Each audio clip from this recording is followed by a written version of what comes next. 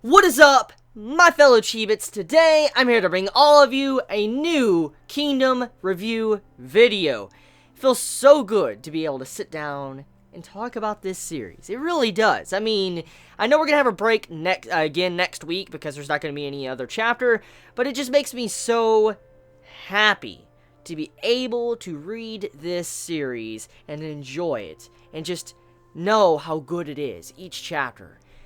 It makes me happy. It really does. I can be a part of this. I can be on chapter 500 with all of you and be up to date. I mean, can you believe this is chapter 500? This is big old 500. I mean, not many writers of manga actually can make it to chapter 500. So, I tip my hat to the mangaka of the series for the quality writing of Kingdom for 500 chapters. Hopefully, we get many more chapters in the future. Maybe 500 plus chapters, depending on how long the story takes. Because, I mean, right now, wars in this series can easily last 100 chapters because of how detailed they are. So, I mean, give or take a few wars we're going to be having, I mean, there's a likely possibility we could have maybe 300 to 500 chapters left of the series. So, yeah.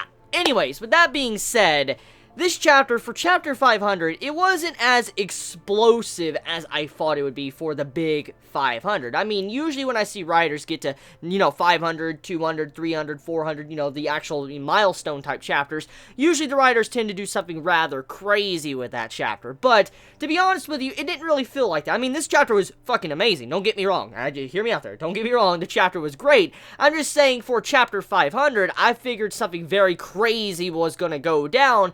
But it didn't. Most likely when, we get the chapter, like the first chapter of 2017, maybe we might get something crazy in that, chapter 501. And I mean, chapter 499, oh my god, that was amazing. Like, holy crap, that setup, yo. So good with Shin.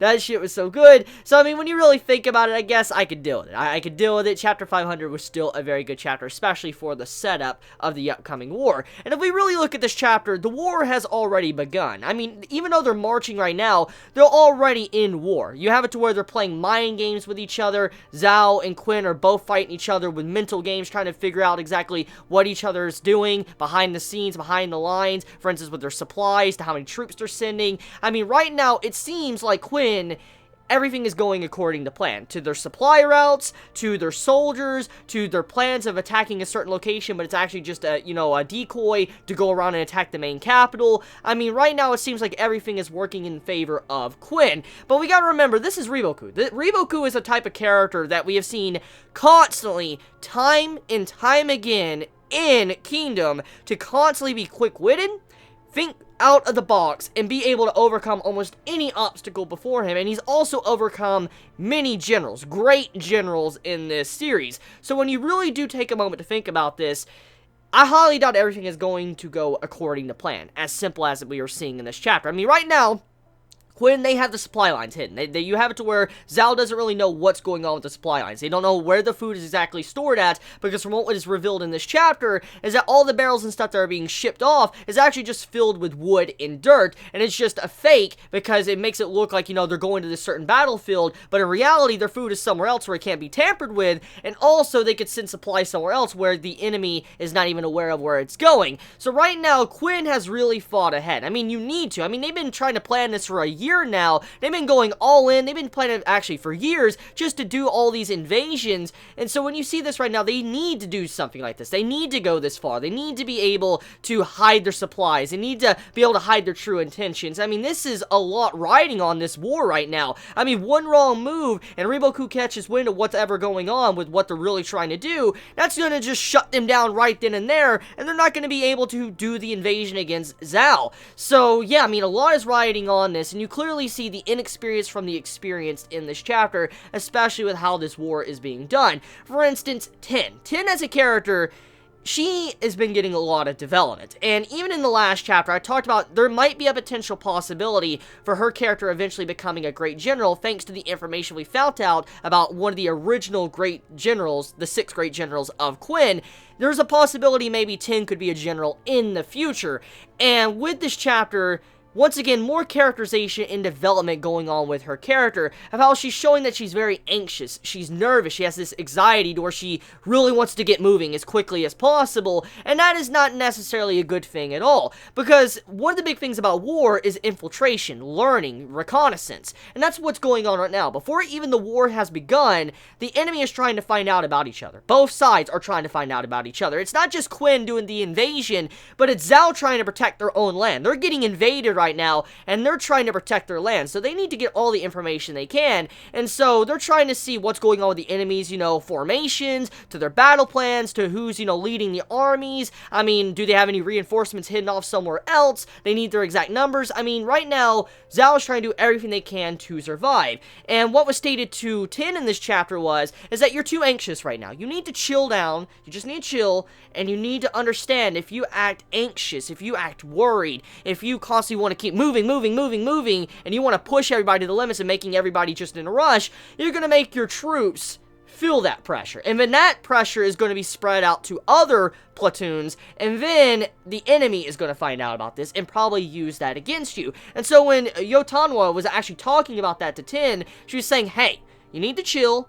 I'm nervous too. I know how desperate this plan is and how just dire it is. One wrong move, we're all fucking fucked. I mean, it's not just us that are gonna die, but Quinn probably will get wrecked as well. So, Yotanwa knows the concerns of why Tin is acting like she is, but it will not benefit anyone if she continues to act like she does and act very worried. And if that worry spreads over to the troops, that's just gonna make everything worse. And then the, people that are snuck in to the army will find out about it and then deliver this to Riboku, and he'll be able to manipulate this war in any way possible to be able to figure out what is really going on. So yeah, I mean, all this setup with this chapter, especially with Tin, I really like that. I mean, just getting to see how her inexperience and how she's going to learn from this once again, and maybe once again a potential possibility she might be able to become a great general in the future of the series. I mean, it is a possibility. Now, with that being said, let's talk about the generals right now, Yotanwas, and, Onsen and then Konki. So Konki, he's acting natural. He's acting very normal. He's moving fast and all that. It seems like everything with his army is relatively normal so far from what we see from what Tin is saying. At first, she thought he was going slow with his army, but in reality, it was just Shin's unit that was going too fast, and it was actually just because they were just moving too quickly, catching up to Konki, and Konki's army was going completely fine. They were just acting natural, treating it like a regular battle, not acting like what they're really about to do, about to use a decoy and then go in and attack from the side. And so Konki's doing Konki things.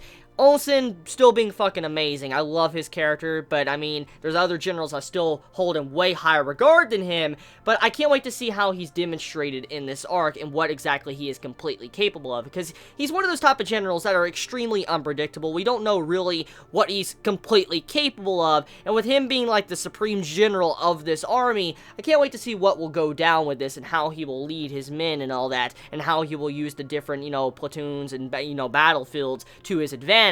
Now, talking about Yotanwa, she, as a character, I have a bad feeling. I have a very bad feeling right now about her character, because the way she's being set up in this arc, especially with how Tin is talking to her and all that, and how she's acting serious, but how she's going to be, like, in the first true Great War we have seen with her. I mean, she's helped in Sai and stuff, but I'm saying, the way she's being displayed in this chapter, I'm worried that she's probably not going to make it out of this war. She'll probably die. I mean, she's a very important character. She's the leader of the mountain tribes and all that. And I mean, that's a very important role. You can't just give up Yotanwa like that. You can't just, kill her off, because she's just a really critical and important character to the series.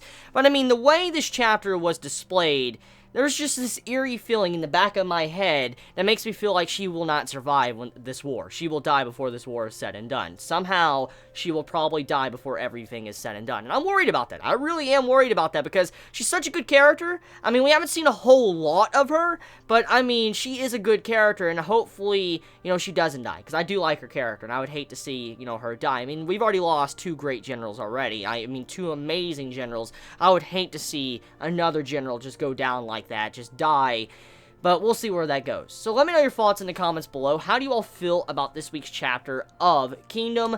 Let me know your honest thoughts in the comments below. Please be safe. I love you all so much. Chibi out.